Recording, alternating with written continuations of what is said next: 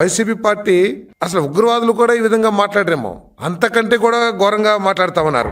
రాష్ట్రాన్ని తమ స్వార్థం కోసం రాష్ట్రాన్ని వినాశనం చేస్తానికి కూడా ఆలోచిస్తలేదంటే ఒకసారి ప్రజలందరూ కూడా అర్థం చేసుకోవాలని చెప్పేసి, ఎటువంటి ఉన్మాదంతో అంటే కేవలం అధికారం సాధించాలనే కాంక్షతోనే ఈ విధంగా మాట్లాడతారనే విషయాన్ని మనందరం కూడా అర్థం చేసుకోవాలి.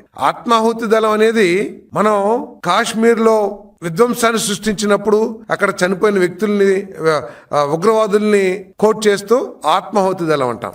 కానీ ఇక్కడ ఆత్మాహుతి దళం అని చెప్పేసి జగన్మోహన్ రెడ్డి ఏది చెప్తే అది చేస్తామన్నారంటే అసలు వీళ్ళు ప్రజాస్వామ్యంలో ఉన్నారా లేకపోతే ఎక్కడున్నారని చెప్పేసి ఆలోచన చేస్తున్నాను నేను. ప్రజలందరూ కూడా ఆలోచించాలి. మనం భారతదేశ చరిత్ర తీసుకుంటే స్వాతంత్ర సమయం నుంచి కూడా రాజకీయ పార్టీలో కూడా ప్రజాస్వామ్యం అగ్రనాయకత్వం ఒక ఆలోచన చేస్తే ఆ ఆలోచనలో తప్పుంటే గొప్ప నాయకులందరూ కూడా దాన్ని వ్యతిరేకించటమో, విభేదించటమో లేదా చర్చించటమో చేశారు తప్పితే మా నాయకుడు ఏది చెప్తే అది మేము గుడ్డిగా ఫాలో అవుతామని చెప్పేసి భారతదేశ రాజకీయ చరిత్రలో లేదని చెప్పేసి మనం చేస్తా ఉన్నాను. దాంట్లో భాగంగానే అనేక మంది ఆనాటి ప్రజాస్వామ్యంలో గాంధీ గారి ఆలోచనలు వ్యతిరేకించిన వాళ్ళు ఉన్నారు, నెహ్రూ గారి ఆలోచనలు వ్యతిరేకించిన వాళ్ళు ఉన్నారు, సుభాష్ చంద్రబోస్ లాంటి నాయకులు అదే పంథాలో ఉన్న విషయాన్ని మనకు తెలుసు.